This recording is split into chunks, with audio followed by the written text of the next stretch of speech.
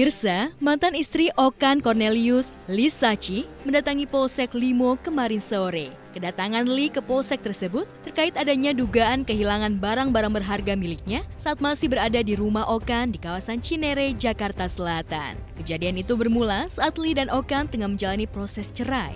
Saat hendak angkat kaki dari rumah Okan dan pindah ke rumah barunya, barang-barang berupa berlian dan tas bernilai ratusan juta rupiah raib entah kemana. Lantas benarkah Lee curiga jika pihak Okan yang melakukan hingga dirinya melaporkan kasus tersebut? Jadi sebenarnya laporan ini udah dari tanggal 2 Mei dan ini adalah BAP tambahan untuk kedua kalinya karena kejadiannya adalah di masa waktu saya masih di pernikahan sama Okan, belum kejadian divorce. Jadi gini, di masa pernikahan itu saya tidak diperlakukan secara baik, jadi sempat tidak dibukakan pintu, terus barang saya dikeluarin. Jadi dalam proses packaging barang saya itu terlakban dengan rapi. Nah, ketika saya bawa keluar dari rumah, itu barang saya ada beberapa yang hilang gitu. Contohnya seperti emas, tas, barang-barang berharga ada yang hilang gitu. Lumayan banyak, nggak bisa dirinci di sini juga ya. Yang pasti kayak berlian, kayak tas-tas barang-barang branded, nggak bisa disebutin di sini. Perkiraan aja, Mbak. Nggak enak ya, karena ini masih ranah penyidikan. Iya, karena ini masih ranah penyidikan kan. Ratusan juta pasti. Jadi kayak dugaan-dugaan barang emang diambil, tapi tidak secara frontal kita menyebutkan siapa, tapi yang pasti adalah kondisinya di dalam rumah itu. Dugaan yang berdasarkan LP kita adalah kehilangan barang. Kehilangan ya, masuk ke kehilangan, jadi balik punya barang yang hilang pada saat proses perpindahan barang tersebut dari rumahnya Bali, dari rumah yang di Andara ke rumah barunya Bali. Dan anehnya, tidak ada satupun dari orang yang ada di rumah tersebut, khususnya Okan, sebagai pemilik rumah yang dilaporkan ke pihak berwajib. Untuk menguak kebenaran itu, Lee memilih mencari kebenaran lewat bantuan pihak berwajib. Bisa dibilang, perceraian Okan dan Lee berjalan pelik. Drama dugaan perlakuan tidak menyenangkan pun sempat dialami Lee. Di berita luaran adalah image aku kan adalah matre. Padahal pencitraannya itu ketika aku beli barang, contohnya kayak beli mobil, dia undang media. Nah, pencitraannya dia yang kasih, padahal aku yang beli sendiri gitu. Coba kalau misalnya kalian yang diperlakukan seperti itu, gimana gitu loh. Ending cerita rumah tangga Lee dan Okan tak semanis yang dibayangkan. Kini, baik Lee maupun Okan sudah resmi berpisah, namun masih menyisakan perselisihan.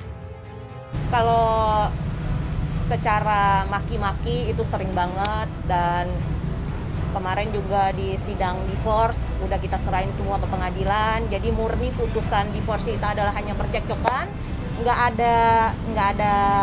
ada tambahan sama sekali, emang murni percekcokan. Dan kalau misalnya kayak perlakuan kasar dia sering selama masa pernikahan sampai putusan sidang ini. Dan yang paling buat aku kecewa adalah ya sampai dia nggak bukain aku pintu 30 menit dan aku panggil sapam sampai kuku aku pun berdarah ketika buka pintu gitu. Dan ini juga baru tumbuh, itu juga semua aku sudah rekam, ada di satu video juga, itu juga nanti buat di saksi-saksi pengadilan, kemarin juga aku udah serahin. Yang pasti minta keadilan lah ya kan, aku hanya minta keadilan lewat kepolisian. Nanti kalau sama-sama saling lapor nggak selesai-selesai ya kan, jadi saya yang lebih ikhlas karena saya percaya ketika proses karma lebih dahsyat dari ini.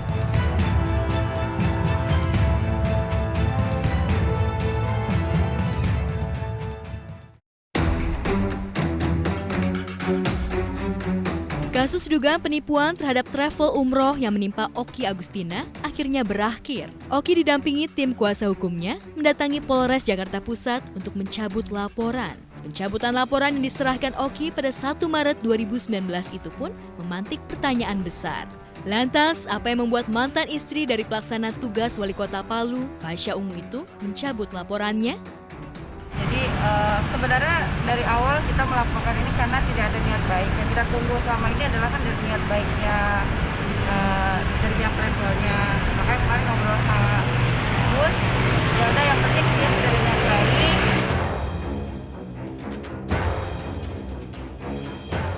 Ya, 1 tahun lebih kasus ini bergulir. Kini, kasus ini sudah berakhir lantaran pihak travel sudah mengembalikan uang yang sempat disetor Oki. Sebelumnya, Oki merasa tertipu dengan pihak travel tersebut. Meski sudah melakukan pembayaran uang sebesar 40 juta rupiah, keluarganya tak juga berangkat ke Tanah Suci untuk menunaikan ibadah umroh. Karena merasa tertipu dan uang tak kunjung dikembalikan, Oki pun akhirnya melaporkan agen travel tersebut ke pihak berwajib. Dan kemarin, Oki mencabut laporan lantaran pihak travel sudah mengembalikan uang dengan nominal yang sama.